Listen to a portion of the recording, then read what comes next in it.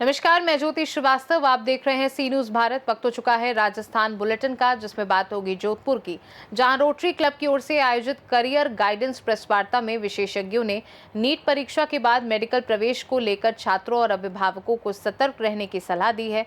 साथ ही बात होगी कोटा की, जहां किसानों की खाद बीज की किल्लत और सिंचाई के लिए नहरी पानी छोड़ने की मांग को लेकर कांग्रेस 28 जुलाई को विशाल प्रदर्शन करेगी। ऐसी तमाम खबरों पर आइए विस्तार से डाल लेते हैं नजर। जोधपुर में रोटरी क्लब की ओर से आयोजित करियर गाइडेंस प्रेस वार्ता में विशेषज्ञों ने नीट परीक्षा के बाद मेडिकल प्रवेश को लेकर छात्रों और अभिभावकों को सतर्क रहने की सलाह दी। डॉक्टर राम गोयल ने कहा कि लाखों छात्र नीट में सफल होते हैं, लेकिन सरकारी मेडिकल कॉलेजों में सीटों की संख्या सीमित होने से कई विद्यार्थियों को कठिन चुनौतियों का सामना करना पड़ता है। उन्होंने अभिभावकों से बच्चों की क्षमता पहचान कर सही मार्गदर्शन देने और केवल डॉक्टर बनने को ही सफलता का मापदंड नहीं मानने की अपील की।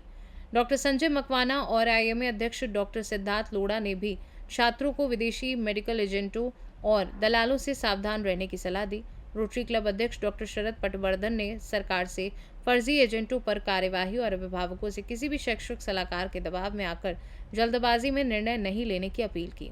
वार्ता में सचिव अनिल भंडारी, विनोद भाटिया, महेंद्र सिंह राजपुरोहित, अमित पाराशर सहित पदाधिकारी उपस्थित थे। पूरे भारत में मेरे ख्याल से कहीं भी इस तरह का कवरेज नहीं हुआ है। आज जो हमने ये प्रेस कॉन्फ्रेंस बुलाई है, पब्लिक जागरूकता के लिए बुलाई है। पब्लिक में जागरूकता है कि केवल मेडिकल ही अकेला प्रोफेशन नहीं है। अगर बच्चे में योग्यता है, गुणवत्ता है और आपकी आर्थिक स्थिति उस लायक है तो बच्चे को मेडिकल में भेजो। और अगर आपकी स्थिति नहीं है और बच्चे में योग्यता नहीं है तो केवल इसलिए कि आप जो भी चीज़ कर पाए वो बच्चे से कराएं, वो उचित नहीं है। आज क्या है कि 3 तरह के मेडिकल कॉलेज हैं। एक तो गवर्नमेंट के मेडिकल कॉलेज है जिनमें बहुत ही न्यूनतम फीस है, 5 से 10 हज़ार रुपये साल की फ़ीस है।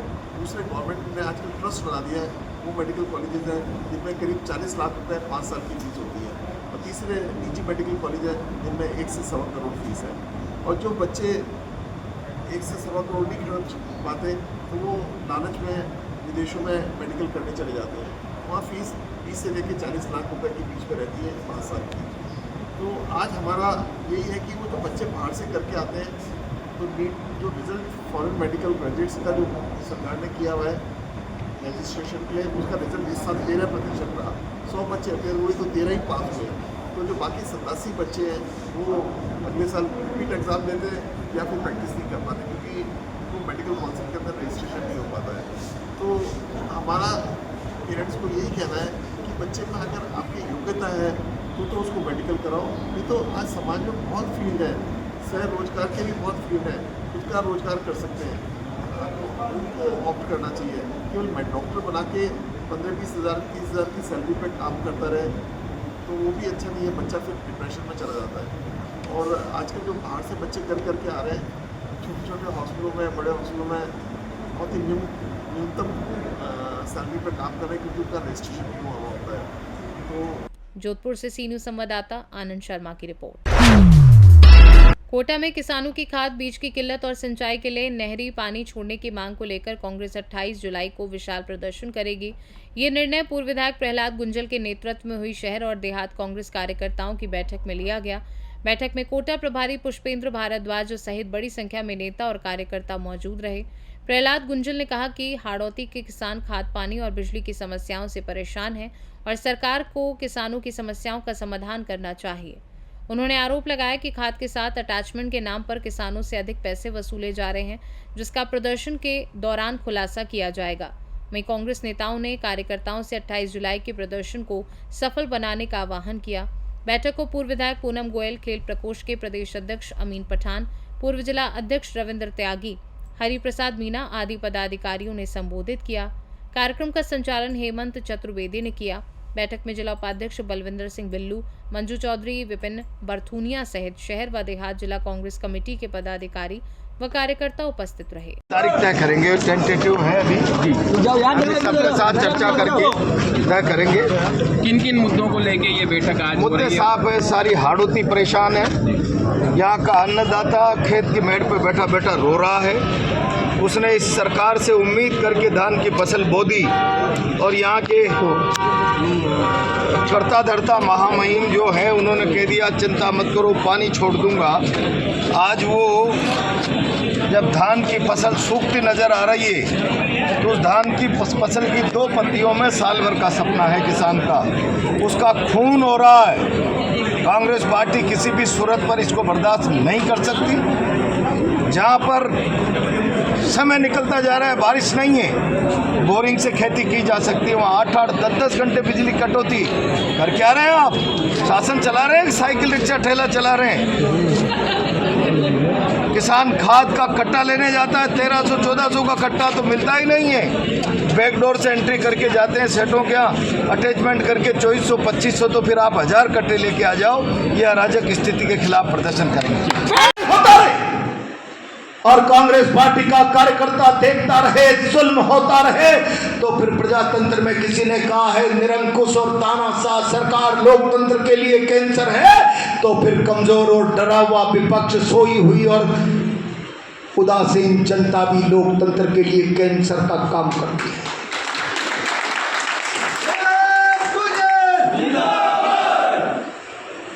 आज मैं हिंदुस्तान की जनता को उदासीन और सोई हुई नहीं कर सकता। आज इस शासन ने अपने आप को डेमोक्रेसी से ऊपर समझ लिया, इस तरीके का टेरर पहुंचा दिया, इस तरीके का भय हिंदुस्तान की जनता में बैठा दिया। कोई अगर बोलेगा, मुंह खोलेगा इस राज के खिलाफ, तो उसके खिलाफ इतनी बड़ी शक्ति की जाएगी कि रोजी रोटी से बेदखल कर दिया जाए। पिछले दिनों मैंने कार्यालय पर कांग्रेस के कार्यकर्ताओं को कहा था, केशवपुरा में एक मोची जो सड़क पर पट्टी बिछाकर बैठता है, बूट पॉलिश करता है, बरसाती टाट पट्टी की चटाई बिछा के, उससे कहा क्या चल रहा है? बोला बुलाइए मत, बोल दूंगा तो संकट हो जाएगा, बुरा हो जाएगा। तब किसी समझदार ने कहा तू केवल चटाई पर बैठा हुआ है, बूट पॉलिश करता है, जूते काटने का काम करता है, तेरे जैसे गरीब का बोलने पर क्या बुरा हो जाएगा?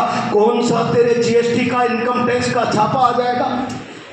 कौन तेरे ईडी सीबीआई आ जाएगी? बोला मेरे न जीएसटी आ सकती, न इनकम टैक्स आ सकता, न ईडी आ सकती, न सीबीआई आ सकती। अगर मैंने कुछ बोला और के कार्यालय खबर चल गई, मोची कुछ बैठा सही बातें कर रहा था, तो केडी आएगी और झटकार कर मेरी दरी पट्टी उठा के ले जाएगी और मेरे सामान को नाली में डाल जाएगी। मैं शाम को मेरे बच्चों को क्या खिलाऊंगा? मैं अगर बूट पॉलिश करके जूते काट कर 100-200 रुपए कमा लेता हूँ, तो शाम को मेरा चूल्हा जल जाता है। अगर मैं बोल गया तो यहाँ इस शहर में ऐसा आतंक है, शाम को मेरा चूल्हा नहीं जलेगा, मेरे बच्चों के पेट में भूख की आग जलेगी, भूख की आग जलेगी। क्या ये काबिले बर्दाश्त है? और काबिले बर्दाश्त नहीं है तो उठाओ। क्या होगा क्या नहीं होगा भविष्य के घर में है। राजस्थान की जनता ने हमको विरोध का मैंडेट दिया है कि शासन तानाशाह हो जाए, तो जनता को साथ लेकर हम उस तानाशाह शासन की नींद तोड़े, उसकी कानों का पर्दाफाश करें, उसके अहंकारी राउंड का दम्भ तोड़े। क्या इसके लिए कांग्रेस पार्टी को अपना प्रजातांत्रिक फर्ज अदा करने के लिए तैयार नहीं रहना चाहिए? क्या ये हमारा लोकतांत्रिक धर्म नहीं? जनता पिसती रहे, सरकार अत्याचार करती रहे, जनता में भय बैठा करके लोगों के मुंह पर ताला लगाकर सरेआम संविधान की धज्जा उड़ती रहे। तमाम प्रकार की संस्थाएं सरकार को संरक्षित करने के लिए, संवैधानिक संस्थाएं संरक्षण का कार्ड का काम करती रहे, सरकार को बचाने बनाने के लिए सारी की सारी संवैधानिक संस्थाएं सड़क पर आ जाए, सारा स्तर छोड़कर सारी परंपरा, मर्यादा, कानून, संविधान की धज्जा उड़ाकर, क्या इलेक्शन कमीशन, क्या पुलिस, क्या प्रशासन जैसे सरकारी नौकर नहीं भारतीय जनता पार्टी के कार्यालय के नौकर हो गए? संविधान की शपथ नहीं ली हो, कमल के प्रति अपनी आस्था का प्रकटीकरण करके शासन की नौकरी की सीढ़ियों पर, पायदानों पर चढ़े हो? ये जो चरित्र इस मुल्क में राजनीति का, व्यवस्था का बनता हुआ चला जा रहा है, ये उस प्रजातंत्र के लिए चुनौती है जिस प्रजातंत्र को लाने के लिए जवाहरलाल नेहरू 9.5 साल और सरदार पटेल 5.5-6 साल तक अंग्रेजों की जेल की हवा काट कर आए। अपनी जवानी के 9-10 साल जिन्होंने जेलों में दिए, यह उस प्रजातंत्र का खुला मजाक है, भद्दा मजाक, जिस प्रजातंत्र को लाने के लिए दक्षिणी अफ्रीका से लेकर हिंदुस्तान की गली गली तक अंग्रेजों तुमने मेरे भारत के तन बदन के समृद्धि के कपड़े उतार दिए। मेरा भारत जब तक आजाद नहीं हो जाएगा मेरे तन बदन के बैरिस्टर के सूट को खूंटी पे टांग कर रखूंगा और एक लाठी और लंगोटी में हिंदुस्तान में घूमूंगा। ये दर्द पालकर सारी जिंदगी भारत को प्रजातंत्र देकर गया वो महात्मा, क्या ये उस महात्मा की भावना का अपमान नहीं है? कोटा से सी न्यूज संवाददाता आकाश बैरवा की रिपोर्ट। राजस्थान बुलेटिन में फिलहाल के लिए इतना ही। देश दुनिया की बाकी खबरों को जानने के लिए आप देखते रहिए सी न्यूज भारत।